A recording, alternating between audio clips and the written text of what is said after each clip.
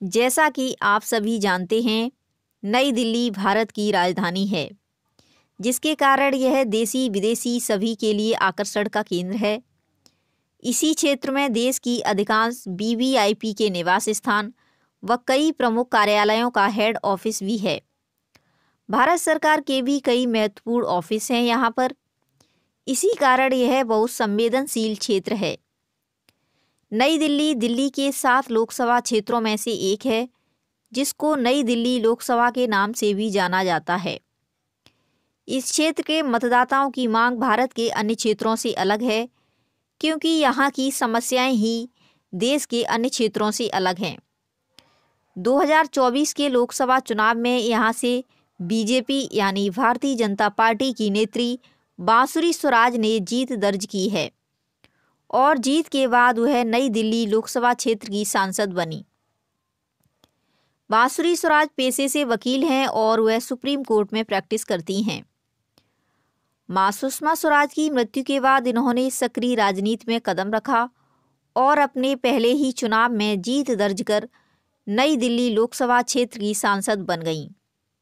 हालांकि मां के जीवित रहते हुए भी ये पार्टी के लिए काम कर रही थीं, पर तब वह खुलकर राजनीति में नहीं थीं। मां के गुजरने पर ये सक्रिय राजनीति में आईं। पार्टी ने भी उन्हें महत्वपूर्ण स्थान दिया और पार्टी का प्रवक्ता बना दिया। बांसुरी स्वराज वर्तमान में बीजेपी की राष्ट्रीय प्रवक्ता भी हैं।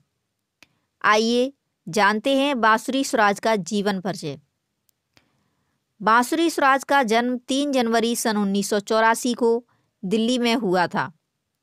इनके पिता का नाम स्वराज कौशल है, जो कि पेशे से एक वकील और मिजोरम के पूर्व राज्यपाल थे। इनकी माता का नाम सुषमा स्वराज है। सुषमा स्वराज भारत की पूर्व विदेश मंत्री थीं। इसके साथ ही वह बीजेपी की वरिष्ठ नेत्री की श्रेणी में भी आती थीं। बांसुरी स्वराज अपने माता पिता की इकलौती संतान हैं। बांसुरी स्वराज की माता सुषमा स्वराज की मृत्यु हो चुकी है। बांसुरी स्वराज का अपना कोई सगा भाई बहन नहीं है। इन्होंने अब तक विवाह नहीं किया है। ये जाति से ब्राह्मण और धर्म से हिंदू हैं।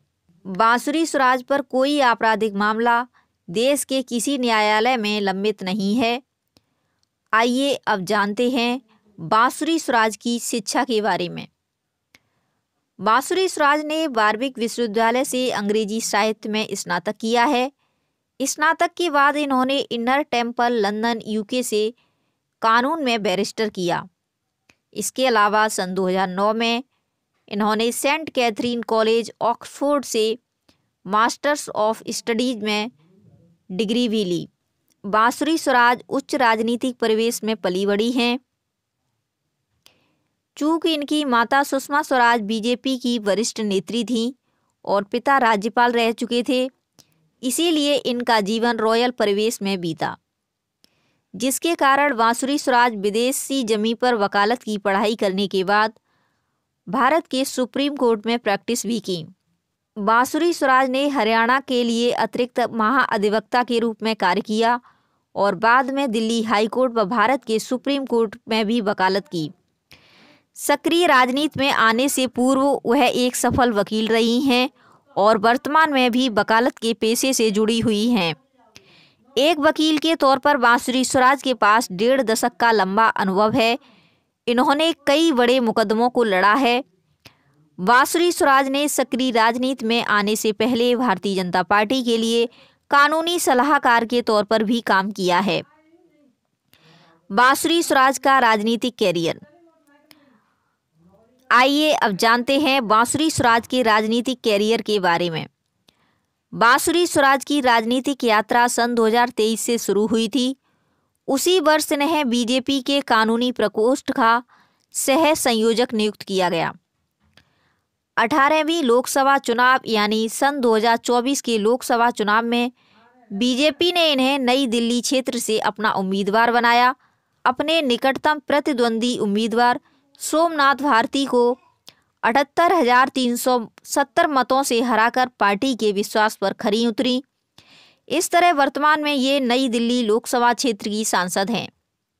इसके अलावा बांसुरी स्वराज भाजपा की राष्ट्रीय प्रवक्ता भी हैं। बांसुरी स्वराज का व्यक्तित्व काफ़ी सुलझा हुआ है। किसी भी बात का उत्तर बिना क्रोध किए मर्यादित भाषा में देती हैं। हिंदी और अंग्रेजी दोनों भाषाओं पर इनकी अच्छी पकड़ है। इस प्रकार हम कह सकते हैं कि अन्य नेताओं की तुलना में इनका व्यक्तित्व काफ़ी संतुलित है। आइए अब जानते हैं बांसुरी स्वराज की संपत्ति के बारे में। बांसुरी स्वराज ने सन 2024 के लोकसभा चुनाव के समय अपने हलफनामे में बताया है कि उनके पास कुल संपत्ति 19 करोड़ रुपए है, जिसमें से 11.27 करोड़ रुपए की चल संपत्ति है और 8 करोड़ रुपए की अचल संपत्ति है। इन पर कोई ऋण नहीं है, यानी कर्ज की राशि शून्य है।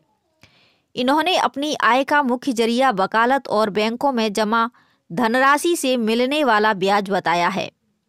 इनके पास 2 कार, मर्सिडीज बेंज और टोयोटा, ऐसा इन्होंने अपने हलफनामे में बताया है। इनकी हरियाणा में कुछ पुश्तैनी जमीन भी है। इनके पास 3 फ्लैट्स भी हैं जो कि दिल्ली के पॉश एरिया में हैं। सोने चांदी के जेवर भी हैं।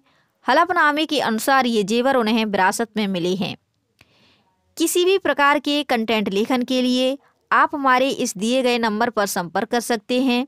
यदि यह जानकारी आपको अच्छी लगी है तो प्लीज़ वीडियो को लाइक करें, अधिक से अधिक लोगों तक वीडियो को शेयर करें और चैनल को सब्सक्राइब कर लीजिए ताकि नए नए वीडियो के नोटिफिकेशन आपको मिलते रहें।